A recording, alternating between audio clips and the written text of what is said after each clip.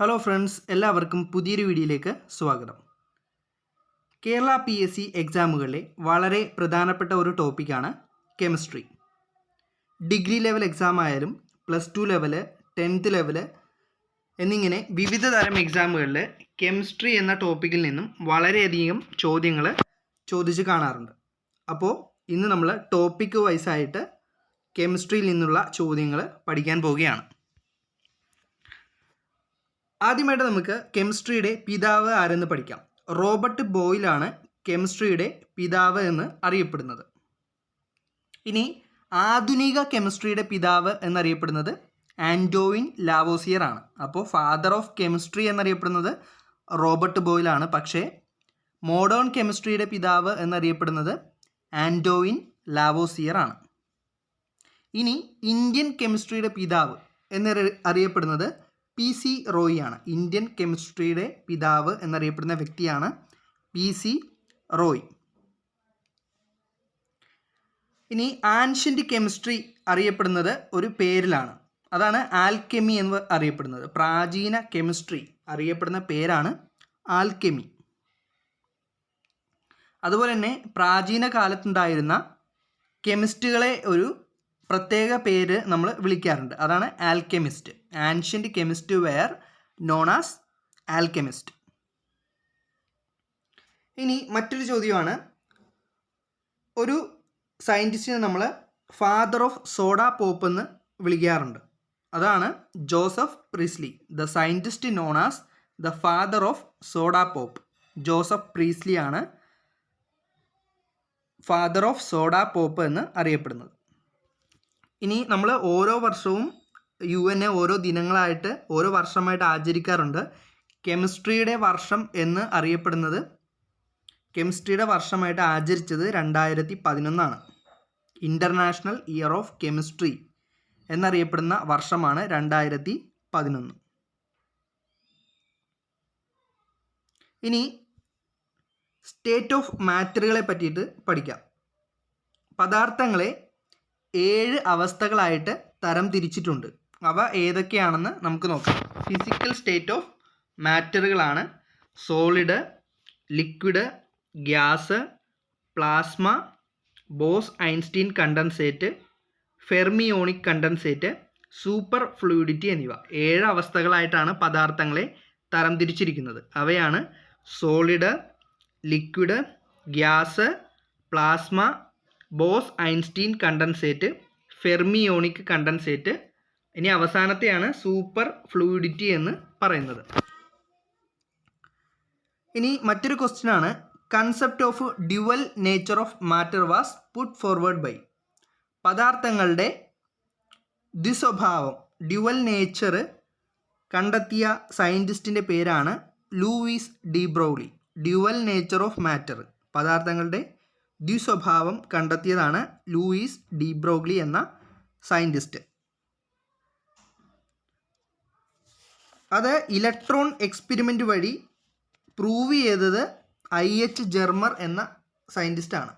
പദാർത്ഥങ്ങളുടെ dual nature electron experiment വഴി prove ചെയ്ത scientist ആരെന്ന് ചോദിച്ചു കഴിഞ്ഞാൽ IH ജെർമർ ആണ് ശരി ഉത്തരം.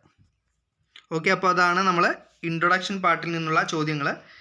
ഇനി നമുക്ക് ആറ്റത്തിനെ പറ്റിയിട്ട് പഠിക്കാം. ആറ്റം എന്താണെന്ന് നമുക്ക് നോക്കാം. ഈ ഫിഗറിൽ കാണുന്നതാണ് ആറ്റം എന്ന് പറയുന്നത്. ഇതിൽ പ്രധാനമായിട്ടും 3 കണങ്ങളായിരിക്കും ഉള്ളത്. പ്രോട്ടോൺ ഉണ്ടാവും, ന്യൂട്രോൺ ഉണ്ടാവും, അതേപോലെ തന്നെ ഇലക്ട്രോണും ഉണ്ടാവും. ബേസിക് യൂണിറ്റ് ഓഫ് കെമിസ്ട്രി, കെമിസ്ട്രിയുടെ ബേസിക് യൂണിറ്റാണ്, അടിസ്ഥാന ഘടകമാണ് ആറ്റം എന്ന് പറയുന്നത്. അതേപോലെ തന്നെ ഒരു പദാർത്ഥത്തിൻ്റെ ഏറ്റവും സ്മോൾ ആയിട്ടുള്ള യൂണിറ്റും ആറ്റം തന്നെയാണ്. ഈ ആറ്റം എന്ന പദം ഉത്ഭവിച്ചിരിക്കുന്നത് അറ്റോമാസ് എന്ന ഗ്രീക്ക് പദത്തിൽ നിന്നാണ്. ഗ്രീക്ക് വേർഡ് അറ്റോമാസ് എന്ന ഗ്രീക്ക് വേർഡിൽ നിന്നാണ് ആറ്റം എന്ന പദം ഉത്ഭവിച്ചിട്ടുള്ളത്. ഇതിൻ്റെ അർത്ഥം ഇൻഡിവിസിബിൾ എന്നാണ്, അതായത് വീണ്ടും വിഭജിക്കാൻ സാധിക്കാത്തത് എന്നാണ് ആറ്റം എന്ന വാക്കിൻ്റെ അർത്ഥം.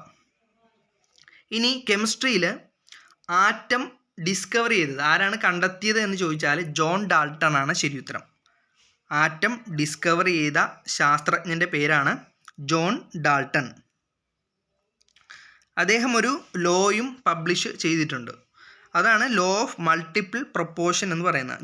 Law of multiple proportion put forward ചെയ്ത സയൻറ്റിസ്റ്റാണ് ജോൺ ഡാൾട്ടൺ. അദ്ദേഹം തന്നെയാണ് ആറ്റം കണ്ടുപിടിച്ചത്. ഇനി ആറ്റം എന്ന പദത്തിന്, ആറ്റം എന്ന വാക്ക് കണ്ടുപിടിച്ചത് ഓസ്റ്റ്വാൾഡാണ്. ഓസ്റ്റ്വാൾഡാണ് ആറ്റം എന്ന പദം കണ്ടെത്തിയത്.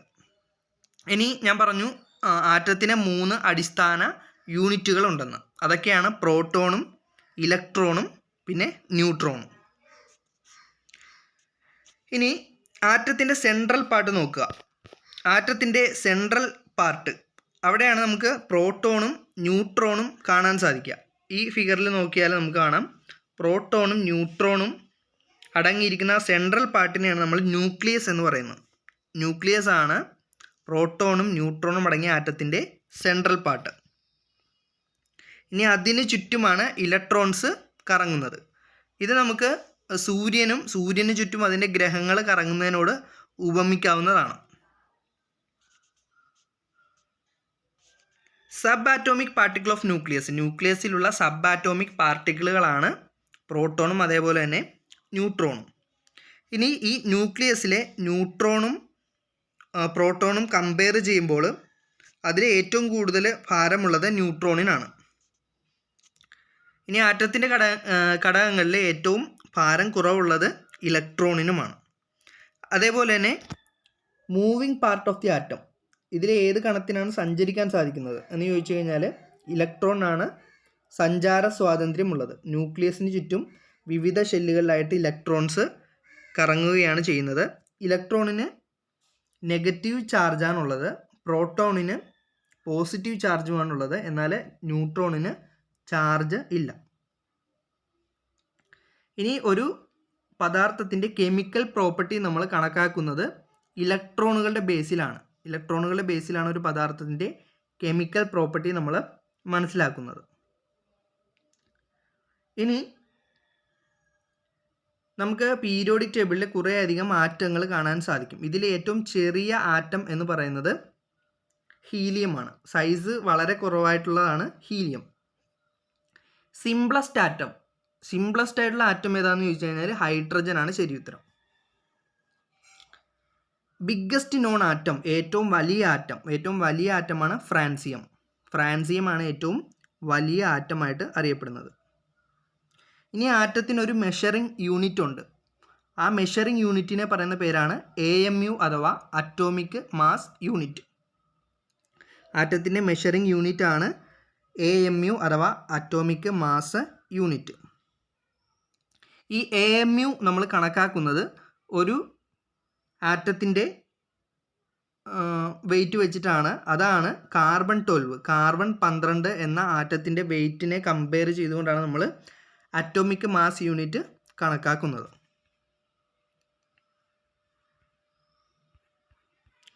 ഇനി ഇലക്ട്രോണുകളെ കുറിച്ച് പഠിക്കാം. ഇലക്ട്രോണുകളെ കുറിച്ച് പഠിക്കുമ്പോൾ ഇലക്ട്രോൺ കണ്ടുപിടിച്ച ആരാണെന്ന് ചോദിക്കും. J.J. തോംസൺ ആണ് ഇലക്ട്രോൺ കണ്ടുപിടിച്ച സയൻറ്റിസ്റ്റ് ആരാണ്? J.J. തോംസൺ ആണ് ഇലക്ട്രോൺ കണ്ടുപിടിച്ചിട്ടുള്ളത്. ഇനി ഇലക്ട്രോൺ എന്ന വാക്ക് ആദ്യമായിട്ട് പ്രൊപ്പോസ് ചെയ്തത് സ്റ്റോണിയാണ്. ഇലക്ട്രോൺ കണ്ടുപിടിച്ചത് J.J. തോംസൺ ആണെങ്കിലും ഇലക്ട്രോണിന് പേര് കൊടുത്തത് സ്റ്റോണിയാണ്. ഇനി ചാർജ് ഓഫ് ഇലക്ട്രോൺ എന്ന് പറയുമ്പോൾ 1.6 × 10⁻⁻⁻19 കൂളമ്പാണ്. 1.6 × 10⁻⁻⁻19 കൂളമ്പാണ് ഇലക്ട്രോണിൻ്റെ ചാർജ് എന്ന് പറയുന്നത്. ഇത് ഡിറ്റർമിൻ ചെയ്തത് മില്ലിക്കണാണ് ഇലക്ട്രോണിൻ്റെ ചാർജ് ഡിറ്റർമിൻ ചെയ്തത്. ഇനി മാസ് ഓഫ് ഇലക്ട്രോൺ ഉണ്ട്, അതിൻ്റെ വെയിറ്റ്.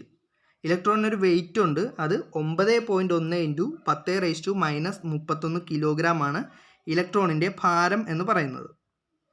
ഇനി നമ്മൾ നേരത്തെ പഠിച്ചൊരു ചോദ്യമാണ് ഡ്യുവൽ നേച്ചർ ഓഫ് ഇലക്ട്രോൺ. അത് കണ്ടെത്തിയത് ആരാണെന്ന് നേരത്തെ പഠിച്ചു. ലൂയിസ് ഡി ബ്രോഗ്ലി ആണ് ഡ്യുവൽ നേച്ചർ ഓഫ് ഇലക്ട്രോൺ കണ്ടെത്തിയത്. ഓക്കെ, അപ്പോൾ ഇലക്ട്രോണിൽ നിന്നുള്ള ചോദ്യങ്ങൾ നമ്മൾ പഠിച്ചു കഴിഞ്ഞു. ഇലക്ട്രോൺ കണ്ടുപിടിച്ചത് J.J. തോംസൺ ആണ്.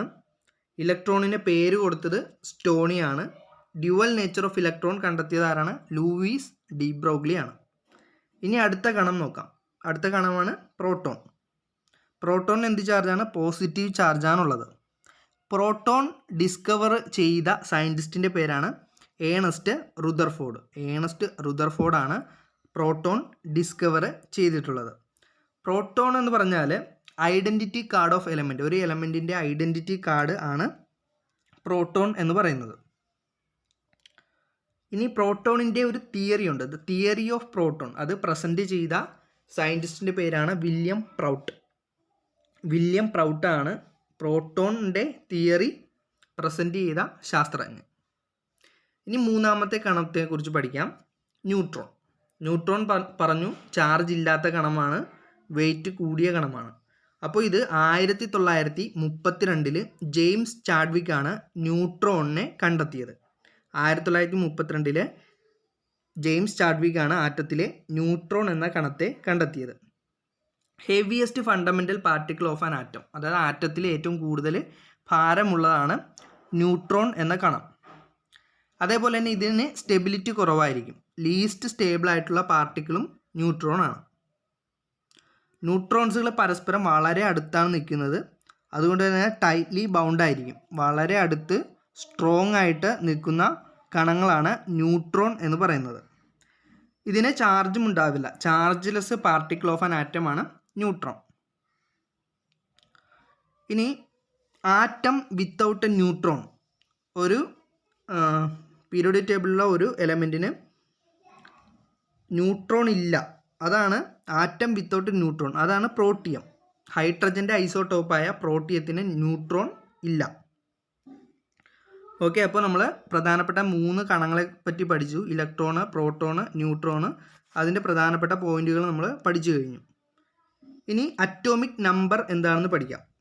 അറ്റോമിക് നമ്പർ എന്ന് പറഞ്ഞാൽ number of protons in the nucleus of an atom. ഒരു ആറ്റത്തിൻ്റെ ഉള്ളിലെ ഉള്ള പ്രോട്ടോണുകളുടെ ആകെ എണ്ണത്തിനെയാണ് അറ്റോമിക് നമ്പർ എന്ന് പറയുന്നത്. നമ്പർ ഓഫ് പ്രോട്ടോൺസ്, പ്രോട്ടോണുകളുടെ ആകെ എണ്ണത്തിനെയാണ് അറ്റോമിക് നമ്പർ എന്ന് പറയുന്നത്. ഇതിനെ ഡിനോട്ട് ചെയ്യുന്നത് ക്യാപിറ്റൽ ലെറ്റർ ഇസഡ് എന്ന ആൽഫബറ്റ് ഉപയോഗിച്ചുകൊണ്ടാണ്. ഇനി അടുത്തൊരു പോയിൻ്റാണ് മാസ് നമ്പർ. മാസ് നമ്പർ എന്താണെന്ന് പഠിക്കാം.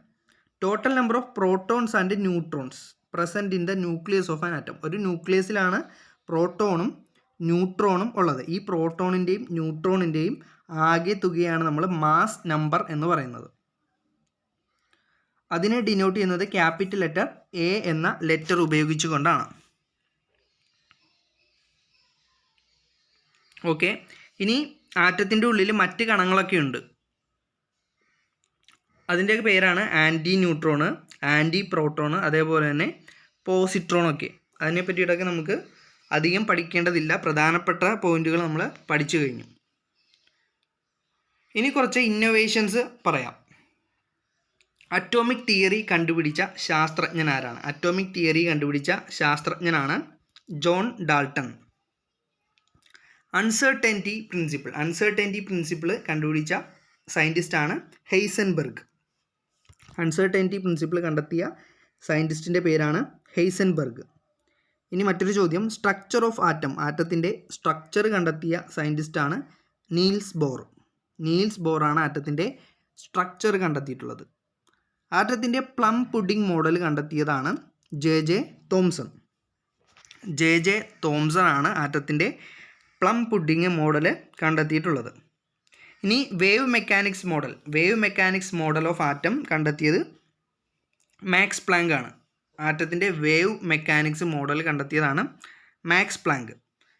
ആറ്റത്തിൻ്റെ ഇലക്ട്രോണിന് നെഗറ്റീവ് ചാർജ് ആണെന്ന് കണ്ടെത്തിയതാണ് ജെ തോംസൺ. നമ്മൾ പഠിച്ചു കഴിഞ്ഞൊരു പോയിൻ്റാണ്, ആറ്റത്തിൻ്റെ ഇലക്ട്രോണിന് നെഗറ്റീവ് ചാർജ് ആണെന്ന് കണ്ടെത്തിയാണ് ജെ തോംസൺ. ഇനി അടുത്തത് പ്രോട്ടോണിന് പോസിറ്റീവ് ചാർജ് ആണെന്ന് കണ്ടെത്തിയതാണ് ഏണസ്റ്റ് റുദർഫോർഡ്. ന്യൂട്രോണിന് ചാർജ് ഒന്നും തന്നെ ഇല്ല എന്ന് കണ്ടെത്തിയത് ജെയിംസ് ചാഡ്വിക് ആണ്. ഇനി ന്യൂക്ലിയസിലുള്ള കണങ്ങൾ ഏതൊക്കെയാണ്? പ്രോട്ടോണും അതേപോലെ തന്നെ ന്യൂട്രോണും ഉണ്ട്. അപ്പോൾ പ്രോട്ടോണിൻ്റെ ചാർജായ പോസിറ്റീവ് ചാർജിനായിരിക്കും ന്യൂക്ലിയസിനും ഉണ്ടാവുക. ഇത് കണ്ടെത്തിയതാണ് ഏണസ്റ്റ് റുദർഫോർഡ്. ഇനി പോസിട്രോൺ എന്ന കണത്തെപ്പറ്റി നമ്മൾ പഠിച്ചു. അതിന് പോസിറ്റീവ് ചാർജ് ആയിരിക്കും ഉണ്ടാവുക. അത് കണ്ടെത്തിയതാണ് കാൾ ആൻഡേഴ്സൺ ആണ് പോസിട്രോണിന് പോസിറ്റീവ് ചാർജാണ് ഉണ്ടാവുക എന്ന് കണ്ടെത്തിയത്.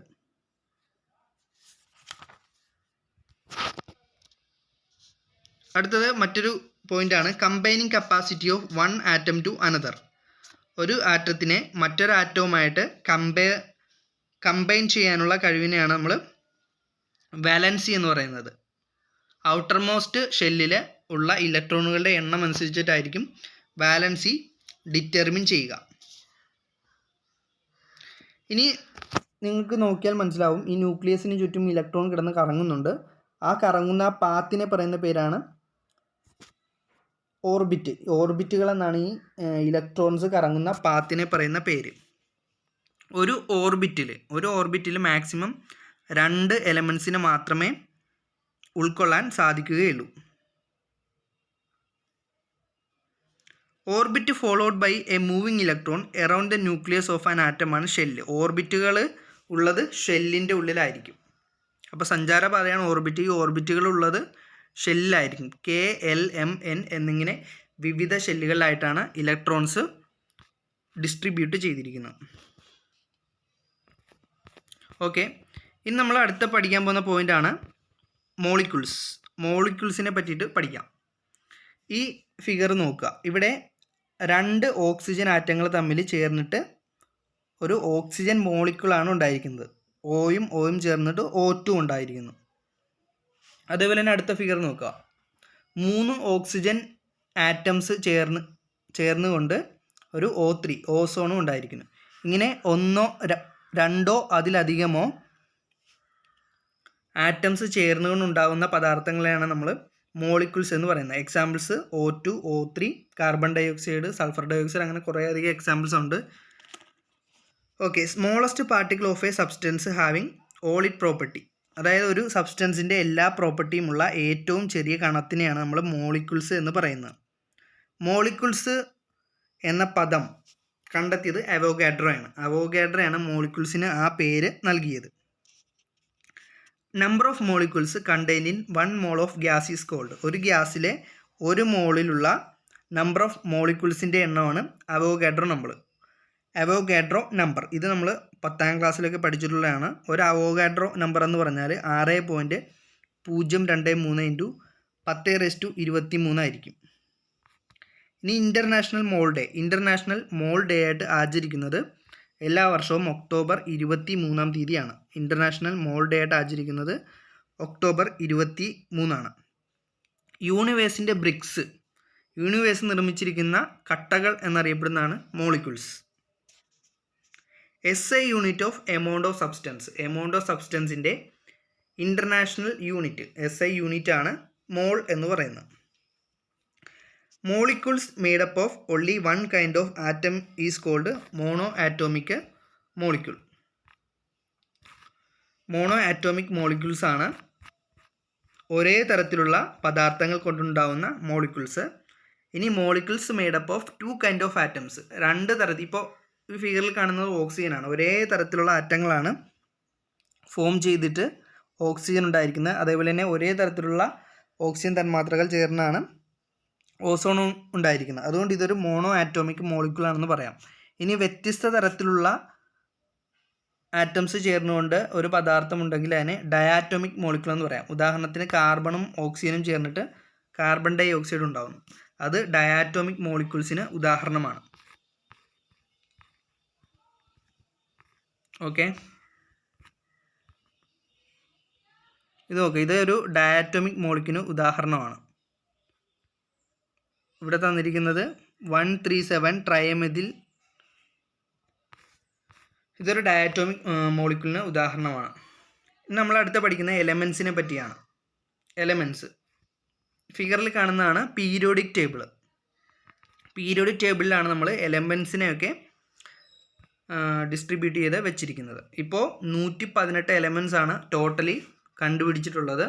ഹൈഡ്രജൻ മുതൽ OG വരെ, അങ്ങനെ 1 മുതൽ 118 വരെയുള്ള എലമെൻസ് ആണ് മോഡേൺ പീരിയോഡിക് ടേബിളിൽ ഉള്ളത്.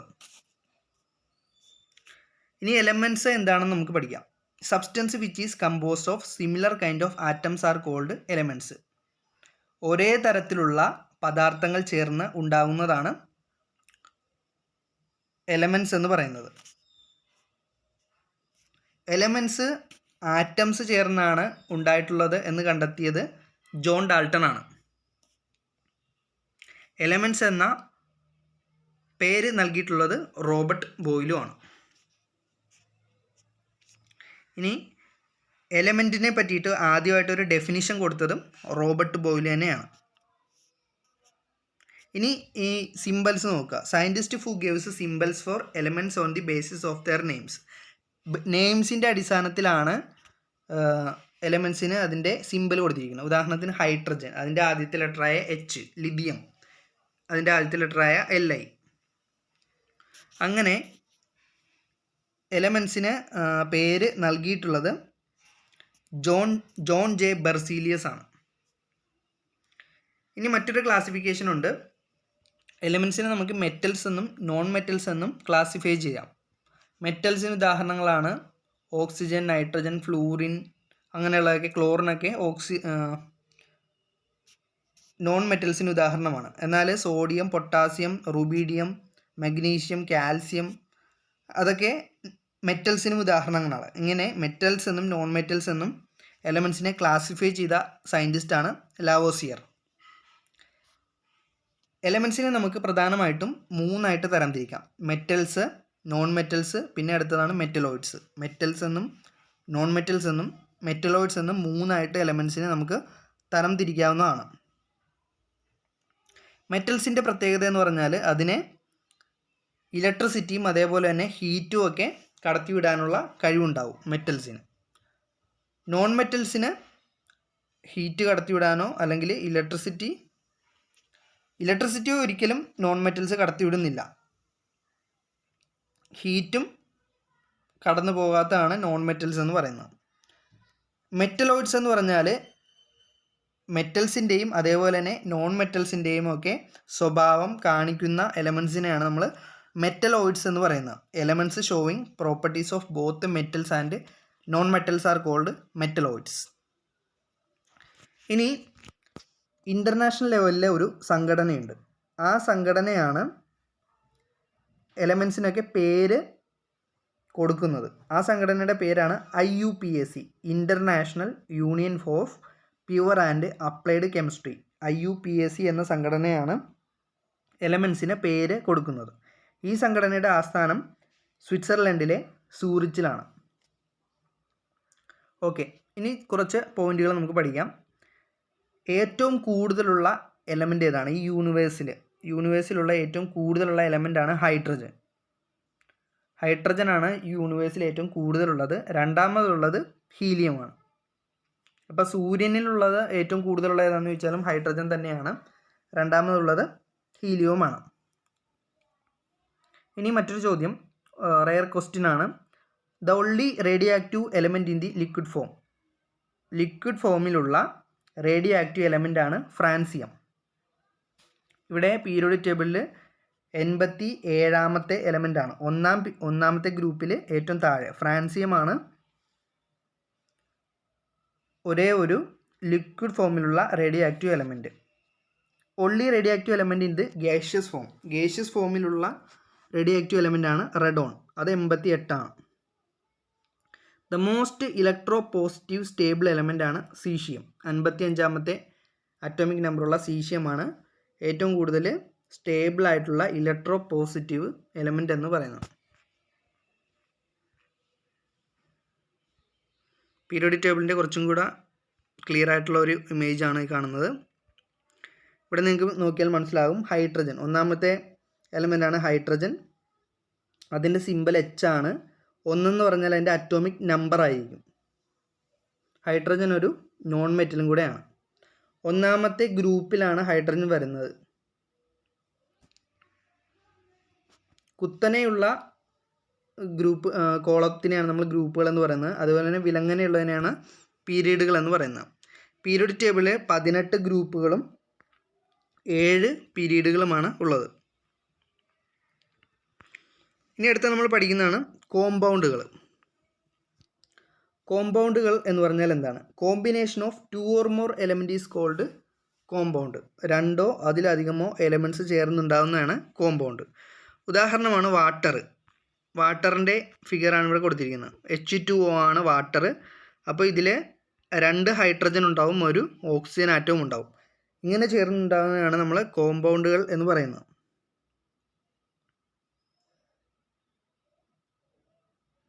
Okay. The element which forms largest number of compound. ഏറ്റവും കൂടുതൽ കോമ്പൗണ്ടുകൾ ഉണ്ടാക്കുന്ന എലമെൻറ്റ് ഏതാണെന്നുള്ള ഒരു ചോദ്യം വരാറുണ്ട്. അതിൻ്റെ ഉത്തരം കാർബൺ ആണ്.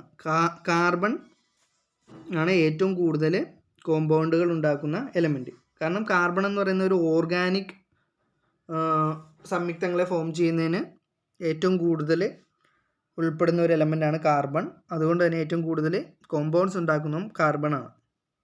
Second element which forms largest amount of compound ആണ് ഹൈഡ്രജൻ. രണ്ടാമത്തെ എലമെൻ്റ് ആണ് hydrogen.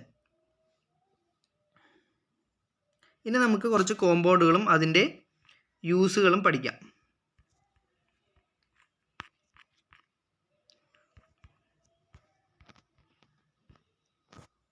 Silver iodide, artificial rain, കൃത്രിമമായിട്ട് മഴ ഉണ്ടാക്കുന്നതിന് വേണ്ടിയുള്ള ഒരു സംയുക്തമാണ് സിൽവർ അയഡൈഡ് എന്ന് പറയുന്നത്. ഇനി ഡെഡ് ബോഡീസൊക്കെ സൂക്ഷിച്ചു വെക്കുന്നതിന് വേണ്ടിയിട്ട് ഉപയോഗിക്കുന്ന ഒരു കോമ്പൗണ്ടിൻ്റെ പേരാണ് ഫോർമാൽഡിഹൈഡ്. ഫോർമാൽഡിഹൈഡ് വെച്ചിട്ടാണ് ഡെഡ് ബോഡീസൊക്കെ സൂക്ഷിച്ചു വെക്കുന്നത്. ബ്ലഡ് ബാങ്കുകളിൽ ആൻറ്റി കൊയാഗുലൻ്റ്, രക്തം കട്ട പിടിക്കാതിരിക്കാൻ വേണ്ടിയിട്ട് ഉപയോഗിക്കുന്ന ഒരു കോമ്പൗണ്ടിൻ്റെ പേരാണ് സോഡിയം സിട്രേറ്റ്. രക്തം കട്ട പിടിക്കാതിരിക്കാൻ വേണ്ടിയിട്ട് ഉപയോഗിക്കുന്ന കോമ്പൗണ്ടാണ് സോഡിയം സിട്രേറ്റ്. അതേപോലെ തന്നെ ഗ്രെയിൻസും ഫുഡും ഒക്കെ പ്രിസർവ് ചെയ്യുന്നതിന്, ധാന്യപദാർത്ഥങ്ങളൊക്കെ പ്രിസർവ് ചെയ്യുന്നതിന് ഉപയോഗിക്കുന്ന ഒരു കോമ്പൗണ്ടാണ് sodium benzoate. Photo films manufacture ചെയ്യാൻ വേണ്ടിയിട്ട് ഉപയോഗിക്കുന്ന കോമ്പൗണ്ടാണ് സിൽവർ ബ്രോമൈഡ്. റെഫ്രിജറേറ്റർ, ഫ്രിഡ്ജുകളിലൊക്കെ ഉപയോഗിക്കുന്ന കോമ്പൗണ്ടാണ് ഫ്രിയോൺ. എയർ പ്യൂരിഫയർ ആയിട്ട് സബ്മറൈൻസിലൊക്കെ ഉപയോഗിക്കുന്നതാണ് സോഡിയം പെറോക്സൈഡ്. ഇനി ഫയർ എക്സ്റ്റിങ്ക്വിഷർ, തീ വന്നു കഴിഞ്ഞാൽ അത് കെടുത്തുന്നതിന് വേണ്ടിയിട്ട് ഉപയോഗിക്കുന്നത് കോമ്പൗണ്ടാണ് കാർബൺ ഡൈ ഓക്സൈഡ്. അപ്പോൾ കുറച്ച് കോമ്പൗണ്ടുകളും അതിൻ്റെ യൂസുകളുമാണ് നമ്മൾ പഠിച്ചത്. ഒന്നും കൂടെ നോക്കാം. ആർട്ടിഫിഷ്യൽ റെയിൻ, കൃത്രിമമായിട്ട് മഴ പെയ്യുന്നതിനാണ് സിൽവർ അയഡൈഡ് ഉപയോഗിക്കുന്നത്. ഡെഡ് ബോഡീസ് പ്രിസർവ് ചെയ്യുന്നതിനാണ് ഫോർമാൽഡിഹൈഡ് ഉപയോഗിക്കുന്നത്. ബ്ലഡ് ബാങ്കുകളിൽ രക്തം കട്ട പിടിക്കാതിരിക്കാൻ വേണ്ടിയിട്ട് ആൻറ്റി കൊയാഗുലൻ്റ് ആയിട്ട് ഉപയോഗിക്കുന്നതാണ് സോഡിയം സിട്രേറ്റ്. ഫുഡും അതേപോലെ തന്നെ ഗ്രെയിൻസും ധാന്യപദാർത്ഥങ്ങളൊക്കെ പ്രിസർവ് ചെയ്യുന്നതിനാണ് സോഡിയം ബെൻസോയേറ്റ് ഉപയോഗിക്കുന്നത്. ഫോട്ടോ ഫിലിംസ് മാനുഫാക്ചർ ചെയ്യുന്നതിന് വേണ്ടിയാണ് സിൽവർ ബ്രോമൈഡ് ഉപയോഗിക്കുന്നത്. റെഫ്രിജറേറ്ററുകൾ ഉപയോഗിക്കുന്നത് ഫ്രിയോൺ ആണ്. എയർ പ്യൂരിഫയറിലും സബ്മറൈൻസിലൊക്കെ ഉപയോഗിക്കുന്നതാണ് സോഡിയം പെറോക്സൈഡ്. ഫയർ എക്സ്റ്റിങ്ക്വിഷറുകളിൽ ഉപയോഗിക്കുന്നതാണ് കാർബൺ ഡൈ ഓക്സൈഡ്. അപ്പോൾ നമ്മൾ കോമ്പൗണ്ടുകളെ പറ്റിയിട്ട് പഠിച്ചു കഴിഞ്ഞു. ഇനി അടുത്ത ടോപ്പിക്കാണ് മിക്സ്ചർ. മിക്സ്ചറിനെ പറ്റിയാണ് അടുത്ത പഠിക്കാൻ പോകുന്നത്. ഫിഗർ നോക്കുക, അപ്പോൾ നിങ്ങൾക്ക് മിക്സ്ചർ എന്താണെന്നൊരു ഐഡിയ കിട്ടും. 2 അതിലധികമോ പദാർത്ഥങ്ങൾ, അത് എലമെൻ്റ് ആകാം അല്ലെങ്കിൽ കോമ്പൗണ്ട് ആകാം, that do not combine chemically during the mixture. രണ്ടും തമ്മിൽ ചേർക്കാൻ പറ്റും, പക്ഷേ അത് കെമിക്കൽ റിയാക്ഷൻസ് അവിടെ നടക്കുന്നില്ല. അങ്ങനെയുള്ളതിനാണ് നമ്മൾ മിക്സ്ചർ എന്ന് പറയുന്നത്. 2 തരത്തിലുള്ള മിക്സ്ചർ. ഇപ്പോൾ ഈ ഫിഗർ നോക്കുക. ഇപ്പോൾ പിസയിൽ നമ്മൾ ബ്രെഡിൻ്റെ മുകളിൽ ക്യാരറ്റ് അതേപോലെ തന്നെ തക്കാളി അങ്ങനെയുള്ള സാധനങ്ങളൊക്കെ വെച്ചിരിക്കുന്നു, പക്ഷേ അവിടെ കെമിക്കൽ റിയാക്ഷൻസ് ഒന്നും തന്നെ നടക്കുന്നില്ല. സോഡ വിത്ത് ഐസിലേക്ക് സോഡ ഒഴിക്കുന്നു, അതും തമ്മിൽ മിക്സ് ചെയ്തിട്ടുണ്ട്, പക്ഷേ അവിടെ കെമിക്കൽ റിയാക്ഷൻസ് ഒന്നും തന്നെ നടക്കുന്നില്ല. ചോക്ലേറ്റ് ചിപ്പ് കുക്കീസ്, ഇതൊക്കെ മിക്സ്ചറിന് ഉദാഹരണങ്ങളാണ്. പ്രധാനമായിട്ടും 2 തരത്തിലുള്ള മിക്സ്ചറുകളാണ് ഉള്ളത്. ഹെറ്ററോജീനിയസ് മിക്സ്ചറും അതേപോലെ തന്നെ ഹോമോജീനിയസ് മിക്സ്ചറും. ഹെറ്ററോജീനിയസ് മിക്സ്ചർ എന്ന് പറഞ്ഞാൽ വ്യത്യസ്തമായ പദാർത്ഥങ്ങൾ ചേർത്തുണ്ടാക്കുന്നതിനാണ് ഹെറ്ററോജീനിയസ് മിക്സ്ചർ എന്ന് പറയുന്നത്. ഇതിന് മോർ ദാൻ 1 ഫേസ് ഉണ്ടാകും. ഉദാഹരണത്തിന് കോൺക്രീറ്റ്, വുഡ്, തടി, ഇതൊക്കെ ഹെറ്ററോജീനിയസ് മിക്സ്ചറിന് ഉദാഹരണങ്ങളാണ്. ഇനി ഹോമോജീനിയസ് മിക്സ്ചർ എന്താണെന്ന് നോക്കാം. Having same proportion of it compound through out A given sample. ഒരു സാമ്പിൾ എടുത്തു കഴിഞ്ഞാൽ അതിൽ ടോട്ടലായിട്ട് ഒരേ അളവിൽ തന്നെ ആയിരിക്കും, ഈവൻലി ഡിസ്ട്രിബ്യൂട്ടഡ് ആയിരിക്കും അതിലുള്ള എലമെൻറ്റ്സ്. ഉദാഹരണം ക്വാർട്സ്, ഗ്ലാസ്, എയർ. അതൊക്കെ ഹോമോജീനിയസ് മിക്സ്ചറിന് ഉദാഹരണങ്ങളാണ്. 2 തരത്തിലുള്ള മിക്സ്ചറാണ് പ്രധാനമായിട്ടും ഉള്ളത്, ഹെറ്ററോജീനിയസ് മിക്സ്ചറും അതേപോലെ തന്നെ ഹോമോജീനിയസ് മിക്സ്ചറും.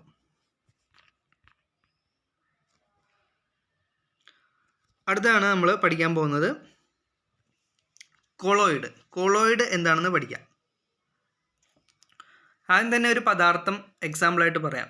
പാലെടുക്കുക. പാൽ എന്താണ്? ഒരു കൊളോയിഡാണ്. കൊളോയിഡ് എന്ന് പറഞ്ഞാൽ ഇവിടെ എന്താണെന്ന് കാണിച്ചിട്ടുണ്ട്. Colloid is A mixture of liquid and very tiny solid particle that are spread through out the liquid. ഒരു ലിക്വിഡിൽ ടൈനി പാർട്ടിക്കിൾസ് ത്രൂ ഔട്ടായിട്ട്, ഇപ്പോൾ പാലിൽ അതിൻ്റെ കൊഴുപ്പും മറ്റുള്ള ഘടകങ്ങൾ, കാർബോഹൈഡ്രേറ്റ് അങ്ങനെയുള്ള ഘടകങ്ങളെല്ലാം സ്പ്രെഡ് ചെയ്തിരിക്കുകയാണ് ത്രൂ ഔട്ട്. അങ്ങനെയുള്ള ലിക്വിഡിനെയാണ് നമ്മൾ കൊളോയിഡ് എന്ന് പറയുന്നത്. എക്സാമ്പിൾ മിൽക്കാണ്. Mixture of 2 phases of matter is called. 2 phase, പാലിൽ തന്നെ വെള്ളമുണ്ട് മറ്റുള്ള പദാർത്ഥങ്ങളും ഉണ്ട്, അത് തമ്മിൽ മിക്സ് ചെയ്തിരിക്കുന്നതാണ് നമ്മൾ കൊളോയിഡ് എന്ന് പറയുന്നത്. കൊളോയിഡിന് ഇനി അടുത്ത് പഠിക്കുന്നതാണ് emulsion. A colloidal solution formed between 2 liquid is called. 2 ലിക്വിഡുകൾ തമ്മിൽ ചേർന്നുണ്ടാകുന്നതാണ് നമ്മൾ എമൽഷൻ എന്ന് പറയുന്നത്. Example water and oil. ഇപ്പോൾ വെള്ളത്തിന് മുകളിൽ നമ്മൾ ഓയിൽ എടുക്കുക, അപ്പോൾ അത് രണ്ടും സെപ്പറേറ്റ് ചെയ്തേ നിൽക്കത്തുള്ളൂ, അതുകൊണ്ട് തന്നെ അതൊരു എമൽഷൻ ആണെന്ന് പറയാം. പക്ഷേ കൊളോയിഡ് ആണെങ്കിൽ എല്ലാം കൂടെ മിക്സ് ആയിട്ടായിരിക്കും നിൽക്കുക. അതാണ് ഈ കൊളോയിഡും എമൽഷനും തമ്മിലുള്ള വ്യത്യാസം എന്ന് പറയുന്നത്. കൊളോയിഡിൽ ത്രൂ ഔട്ട് മിക്സ് ചെയ്തിരിക്കും, പക്ഷേ എമൽഷനിലാണെങ്കിൽ 2 ലിക്വിഡും സെപ്പറേറ്റ് ആയിരിക്കും. ഇപ്പോൾ വെള്ളം എടുത്തിട്ട് അതിൻ്റെ മുകളിൽ പെട്രോളോ അല്ലെങ്കിൽ ഡീസലോ ഒഴിച്ചു കഴിഞ്ഞാൽ വെള്ളം താഴെ ആയിരിക്കും, പെട്രോൾ മുകളിലായിരിക്കും. അപ്പോൾ അതൊരു എമൽഷൻ ആണെന്ന് നമുക്ക് പറയാം.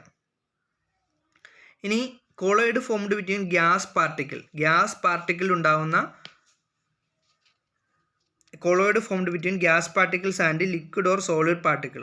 ഇതിനെയാണ് നമ്മൾ ഫോം എന്ന് പറയുന്നത്. Colloid which contain particle of liquid or soild dispersed in ഗ്യാസിനാണ് നമ്മൾ എയറോസോൾ എന്ന് പറയുന്നത്.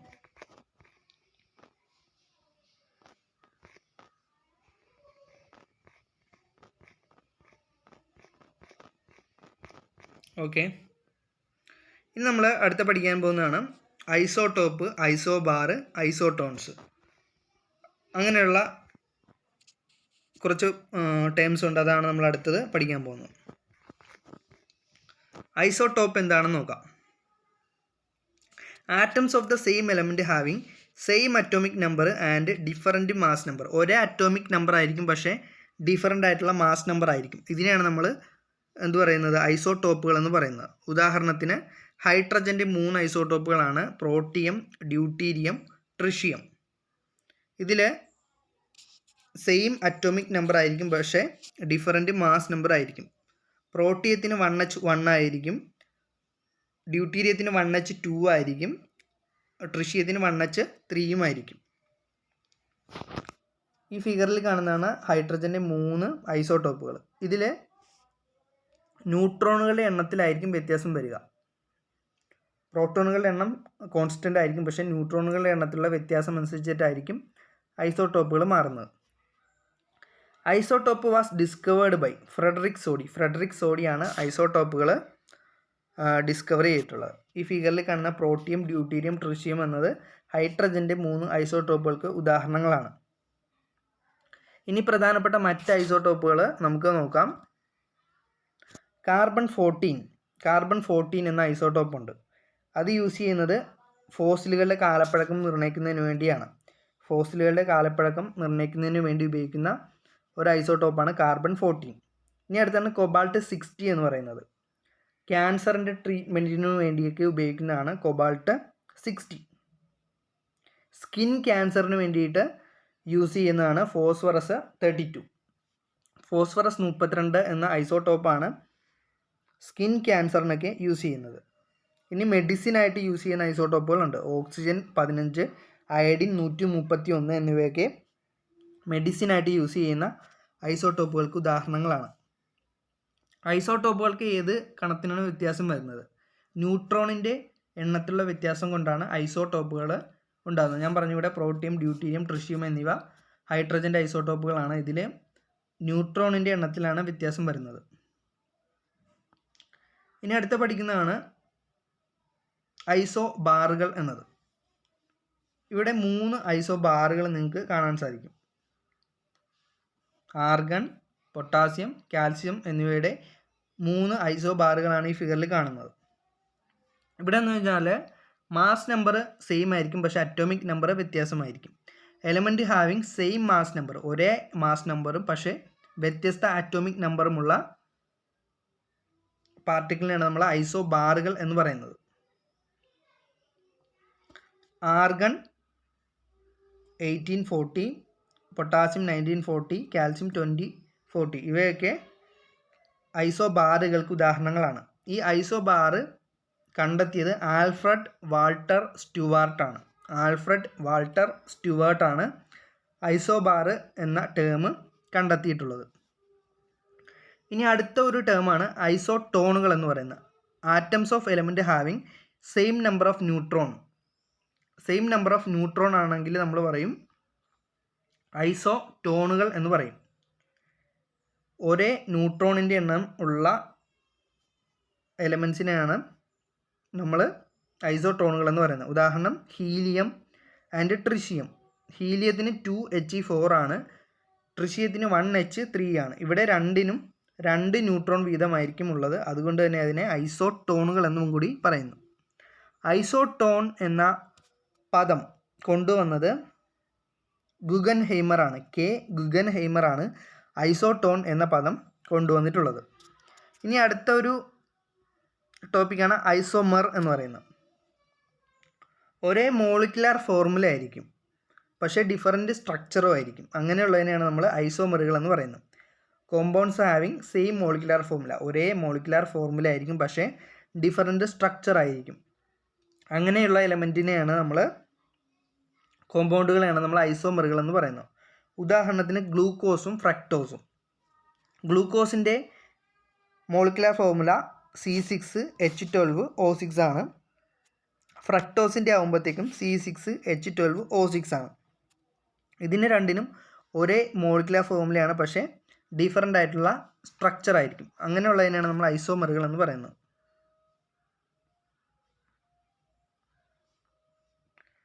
ഇനി അടുത്താണ് അലോട്രോപ്പുകൾ. അലോട്രോപ്പുകളെ പറ്റിയാണ് അടുത്ത പഠിക്കുന്നത്.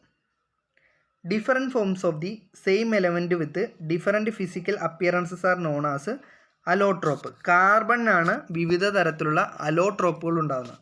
ഇപ്പോൾ കാർബണിൻ്റെ ഒരു ഫോമാണ് കരി എന്ന് പറയുന്നത്. പിന്നെ ഗ്രാഫൈറ്റ്, വജ്രം, ഇതൊക്കെ കാർബണിൻ്റെ വിവിധ തരം രൂപാന്തരങ്ങളാണ്. അപ്പോൾ ഒരേ പദാർത്ഥം തന്നെ വിവിധ തരം രൂപങ്ങളിലായിട്ട് കാണപ്പെടുന്നു. അതിനെയാണ് നമ്മൾ അലോട്രോപ്പുകൾ എന്ന് പറയുന്നത്.